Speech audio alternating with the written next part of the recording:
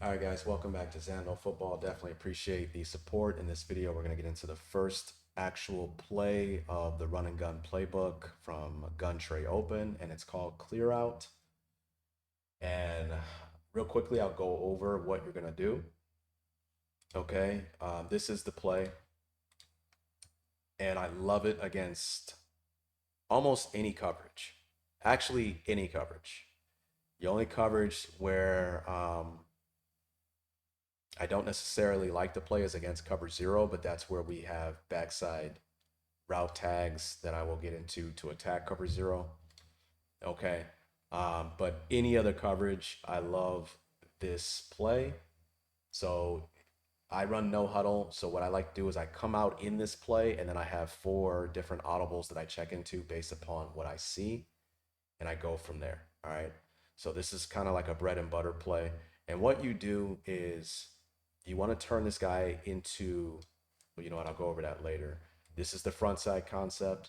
If we get double high, okay, this guy's going to be running the circus route. We want to keep him on that, reduce his split, and then you turn this guy into a hard flat. All right. If we get single high, and I'll show you what we'll do later, we're still going to reduce the split of the X, but then we're going to run something different on the backside, right? And it doesn't matter what coverage they run, we have answers to attack. All right, so I'll go ahead and play it. And I want to show you what's going to happen on the backside here. All right, so on the backside, I don't know if you saw the routes here.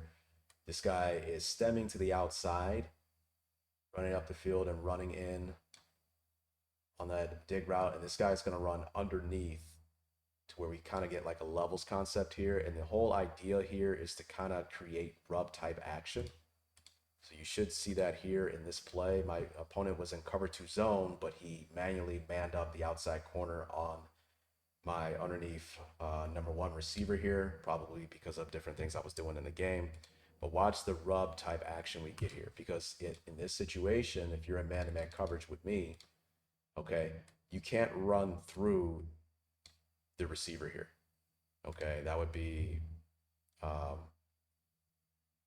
actually, it wouldn't be interference within the first 5 yards, but it would definitely impede your progress as I'm running this way. So, I mean, you can run through them, you can run over, or you can run under. In all three situations, I'm going to clear more grass than you, right? So we kind of create or manufacture space for the receiver underneath with this rub type action on the outside. All right. And essentially, where it's pretty good is where we get like aggressive man to man coverage, where both of the corners on the outside are playing aggressively on the LOS. All right. So I actually attacked backside here, but I want to show you on the practice field what we are trying to do. So this is two man here. Deep half safety, man-to-man inside trail. All right, so your help as the underneath defenders is the safety behind you, playing over the top and the sideline. So due to that, you want to play with your help, not against your help. So you're going to play inside leverage and funnel to the safety. Okay, so the way you can deal with two man is to get rub type action, pick type action. And we kind of get that with that outside stem release on the deep in, and we kind of want to run like hip to hip, break inside to force this defender to have to run through, over, or under. Okay, so you'll see this here against two man. Stem outside release, run hip to hip, or run under the route, and look at the space that is created by us doing that. And the worst thing you can do in man-to-man coverage, two man, is to get beat inside, especially as an outside corner, right? Because if you look to the inside, there is no help. We have all this space. Could lead our receiver there and pick up a really big gain. That's just a terrible throw throwing backside. So let's get into the first read of the play. All right. Okay. I used to read 1 to 2 and go from there. But due to the funkiness of the way people play on Madden, in real life, I don't think you would ever have this guy in the progression. I really do think he's really kind of like a clear out, especially in like Tampa 2, where you want to get that pole runner out of there. Okay. But in Madden, what I've noticed is, people play so many funky defenses that don't make sense. So they make adjustments that don't make sense. Okay. Where I can't think of a defense, whether it be cover three or some type of two match, where the three rack or the hook curl defender isn't at least walling off this receiver before they, you know, get depth and widen and all that. All right. It's just really important as a defense to make sure that you wall off the three within the first couple of seconds or first second in the route so the quarterback can't just rip it in there. Well, what people do online is they do funky things with their defense to where at the snap of the ball, this window is open. So I've changed my progression against people online. I really peek this throw first. I'm peeking this guy one, and then I'm getting my eyes to two if that's not open. All right. So you'll see it here. We're peeking this guy. Okay. And right there, it's open. So it's really kind of annoying because I was trying to fire it like right now. And the good thing about Madden is you don't get a lot of like unrealistic Superman, Spider-Man interceptions anymore. Like in previous Maddens, it's a lot more realistic. So you don't have to be afraid to rip this in here, especially in a situation like this. But I got a really bad animation here, I guess, from a bad snap. So I'm pressing the button and it wouldn't allow me to throw. And finally the animation ended and the window is still open for me to throw this. All right, so I threw it and we pick up a big play against a middle of the field open defense. All right, so this looks like two man. Again, I'm still trying to pre-snap read as much as I can. Inside leverage, inside leverage, inside leverage, two deep safeties, middle of the field open, right? But I'm still gonna peek three because my vision is going this way because I'm looking to try to get that rub action on the outside. And you'll see something here at the snap. We don't like that rip throw in there because he's walled off to the inside. But when I see that animation and press and I see my opponent usering the safety, okay, he's messing with the integrity of the defense already. It's good that we peaked this because now we can kind of lob this over the top for a big play. So that's what we do. So we'll get to the second read. Okay, I knew my opponent was in palms here after the first couple of plays. All right. I could have ripped that in there. I think this was before I changed my progression reads with this. All right. But we can imagine that we peaked one and we didn't like it for whatever reason. Now we get our eyes on two. And very simple progression, right? 1 to 2. We get that rub action and we get a first down.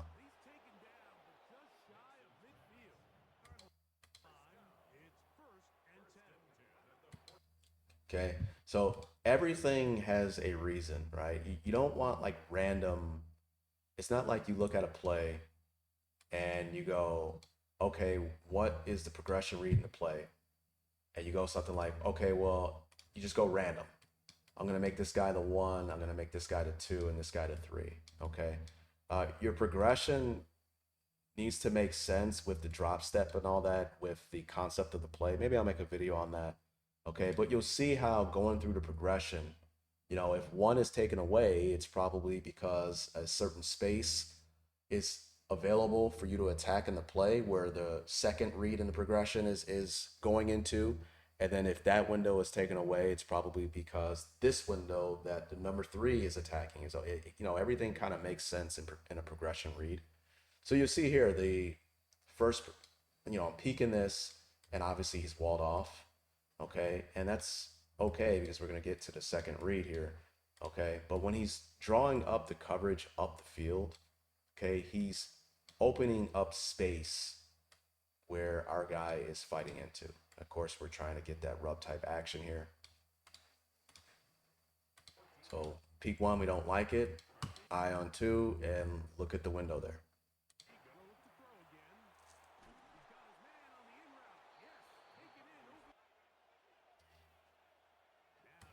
One, don't like it. Eye on 2. And here's one thing that's very important. When you throw that second read, You got to be cognizant of someone flirting in the low hole. So the low hole would be like kind of within 5 yards of the LOS, right underneath the hook area, if I'm correct. Okay, that's where the user may be flirting with or hanging out when you snap the ball, or maybe they'll come late off of a defensive lineman, etc. So when you're throwing this underneath in, okay, what I like to do is as I'm throwing it, if I see the user flying to this route, I'll throw back shoulder. I'll hold the back button as you see here. So we don't throw kind of in the window or into the low hole player, and we slow down the receiver and kind of throw almost like back shoulder. Okay, to guarantee that we don't throw like an interception or a really big hit. Okay, so I pick up the first down.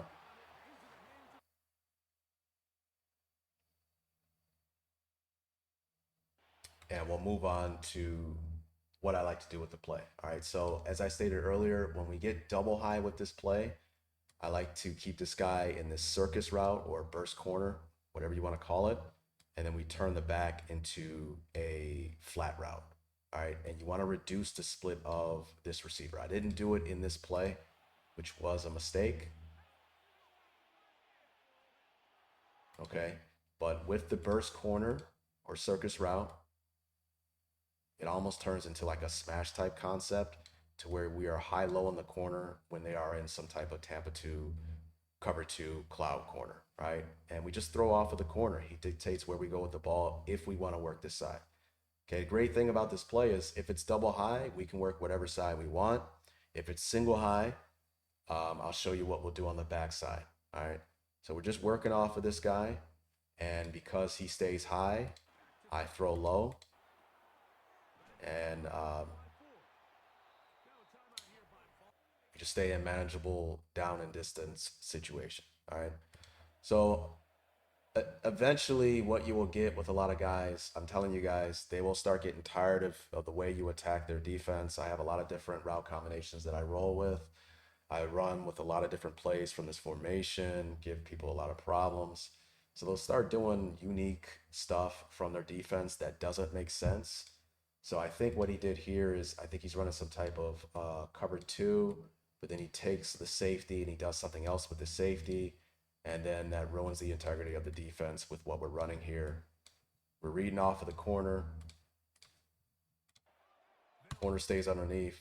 So I don't know what he was doing there. Obviously, he made some type of mistake. And I think he cleans it up here. So you'll see what he does here. I think he does something funky to where he was trying to figure out what to do from this Tampa 2 shell. He's going to come down to the flat to take away the flat. This guy's going to stay underneath and outside of the window of the circus route. And this guy's going to kind of wall off inside. Okay.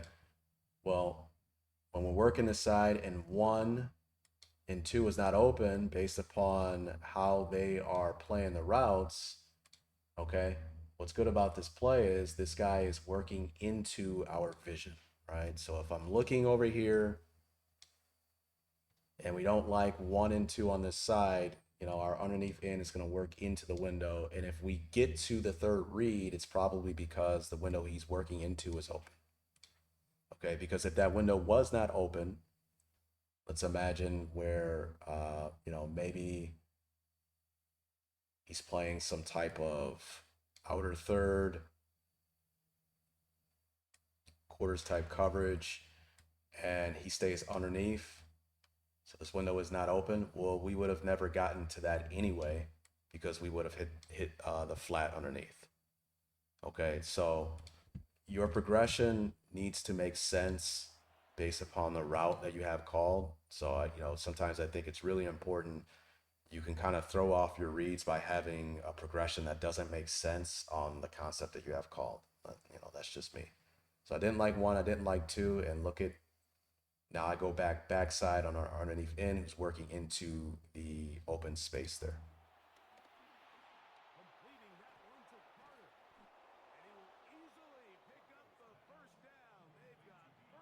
So this is what I like to do if I get single high. So I call the play so you guys know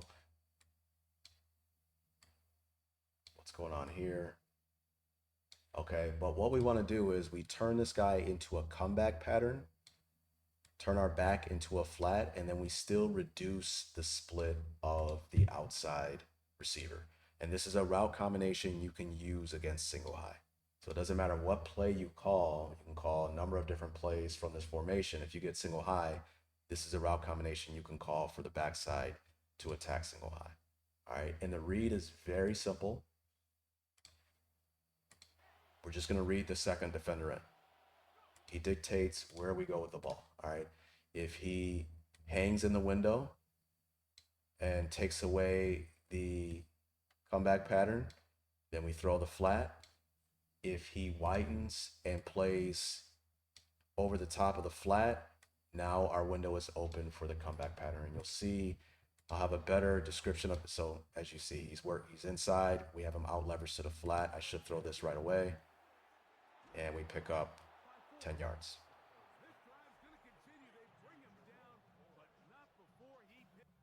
So it's kind of the same as curl flat or like the Hank concept, okay? But the reason why the Hank concept does not work, so here I'll show you. Why doesn't curl flat?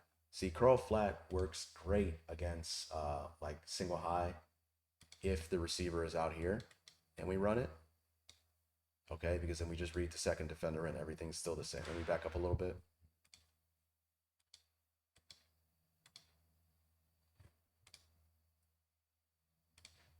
So we ran a curl, he runs to the flat, okay? If he widens with the flat, the window's open for the curl.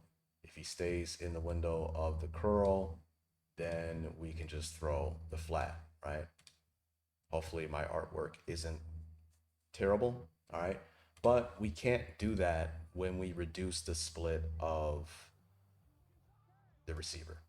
So the reason why I'm showing you this, because I really want to highlight the importance of spacing when it comes to like play design, right? And you'll see what happens here. Let's say we're working off the second defender in, okay?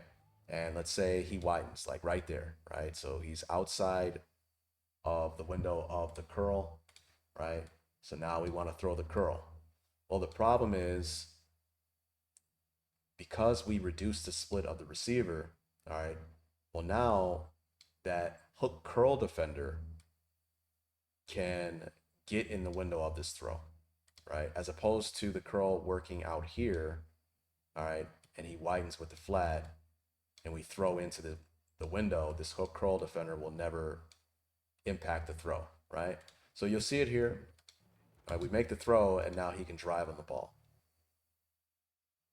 Okay, so that's why spacing is very important. So that's why you have to turn them into a comeback first before you motion them in, because you get different hot routes for your receiver if you reduce the split. So change him into a comeback first, then reduce his split. Okay, and look at the major difference. Instead of us curling into the window just inside the numbers, now we are running a deeper pattern and then coming back to the outside, right? Back into the kind of like that traditional curl area if we were to curl from the outside with that split, right? And watch what happens here. Run the route. Okay, he widens. So now we're going to throw that comeback pattern. And now we are away from the hook curl defender, right? We're throwing into this window that this player vacates. If he was in the window of this throw, we would throw the flat, right? So you may ask, okay, well, what happens if he widens with the flat and this guy does something insane and widens very wide and gets in the window of the comeback pattern to the outside? Well, then now we can work back to the vacated space where that clear out route is attacking, right? So you see how working the progression, working off of this player, going from 1 to 2 to 3, or going where he dictates where we go with the ball. But if this guy gets in the window of the comeback, you know, the progression works in a way where everything is unified, where everything complements one another. Okay, so we throw that there. So you'll see exactly what I'm talking about. I think I was in a game here. Here's a replay. Okay, he widens. Now we can throw that comeback.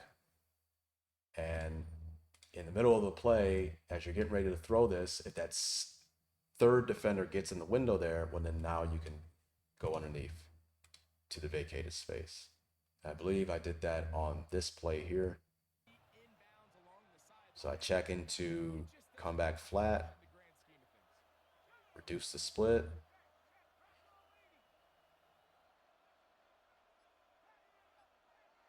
Working off the second defender, he dictates where we go with the ball. I bet you I did this several times in this game.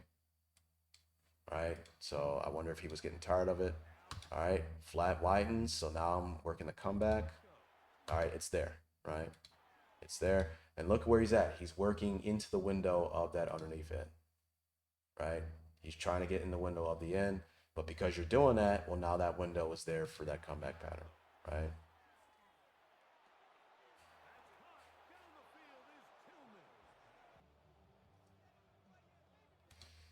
So lastly, I'll leave you with this. If you are in the red zone, this is a play I like to run.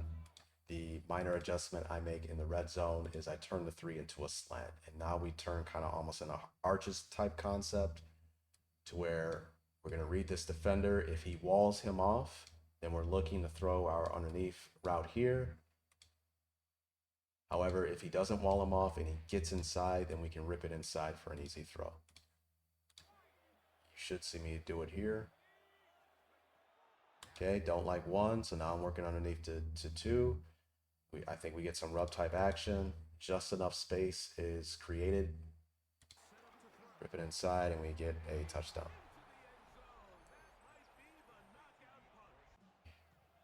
I think this is the last clip. We're going to do the same thing.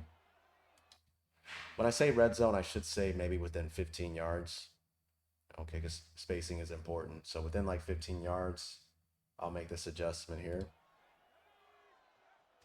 Okay, don't like it. User is hanging inside, and this guy's kind of inside. So now I'm looking at 2. Rip it inside. I threw back shoulder to slow him down in the hole, and we get a touchdown. All right, so I'll leave it at that. That is the first play in the playbook, guys, at least the one that I'm going over. Clearout, and I've went over Tiger, Tiger whip, and then come back flat for backside route concepts. So Tiger and Tiger whip is stuff you use against double high. Comeback flat is stuff you use against single high. So now you have weapons to use against double high coverages and single high coverages on the backside with that reduced split. And obviously we have a lot of other plays to run against what our opponents do. So I'll leave it at that. Next video, I'll go over another play and another backside route combination to add to the toolbox. Hope you got something from this video, man. Peace.